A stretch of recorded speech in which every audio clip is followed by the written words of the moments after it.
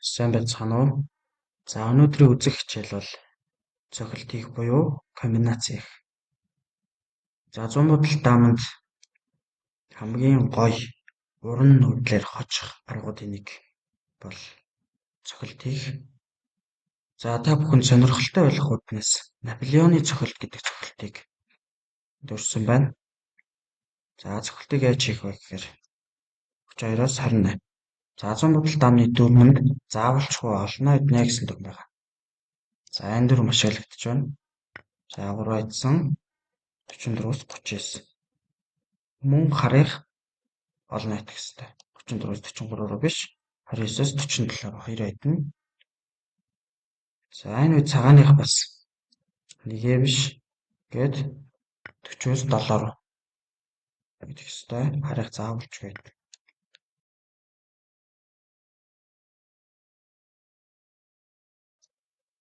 За мэдээд 47-оос 22, 45-аас 30. За 26-аас 31. За ингэж хүүнүүдэд цуулж өгсөөр байгаад төгсгөлт нь 5 идээд 2 дээр даам гараад. За ингэж ерөнхийдөө очлын барилт очлоо. За 100 бодол дааманд цохилт хийхийн тулд гурвалсан хүү буюу цохилтын цувраагаар ерөнхийдөө цохилт хийгднэ гэсэн үг.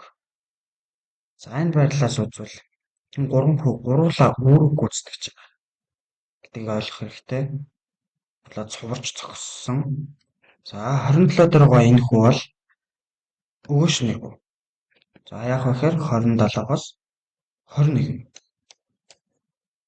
За эсвэл 27-оос 22 руу. Хоёр нүдэлтэй байгаа. Энэ байрлал дээр бол 27-оос 21 рүү нөгөөд за 16-оос 27 руу нэгдэнгүүт нь 31-ээс 1 2 3 гэдэг хочж байгаа байдал байна. За тэгэхээр эндээс 36-гийн хүү яаж үүрэг гүйцэтгэж байгаа вэ гэхээр энэ 31-ийн идэж уу хүнд ард нь тулгуур болж идэж байна гэсэн үг. За хэрвээ 36-гийн хүү байхгүй бол өхөр 1 2 гэдэг идчих учраас 36-гийн хүү заавал ч хүү байж ч энэ цохилт хийгдэх ёстой шүү.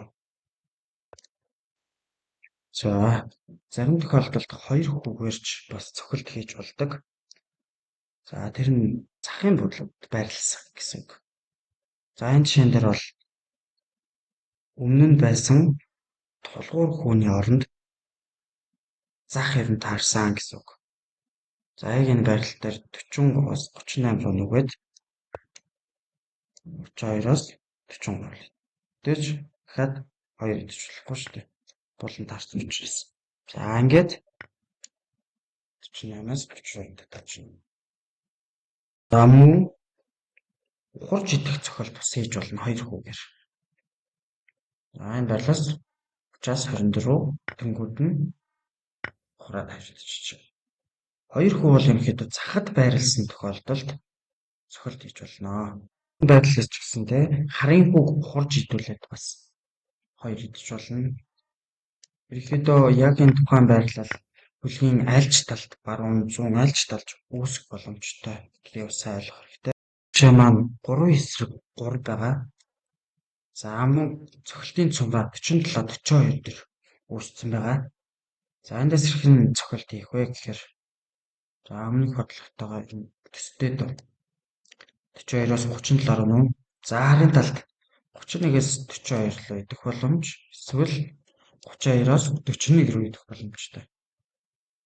За харих аль ч хувилбарыг сонгосон үр дүн нь яг адилхан.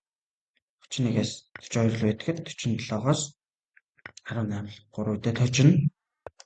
За мөн 32-оос 41 рүү идэх тохиолдолд 47-оос бас 18 руу 3 үедээ ингээд очиж. За энийг сонголттой идүүлэх цохилт гэдэг. Мөн хувилбартай цохилтч гэж хэлж болно.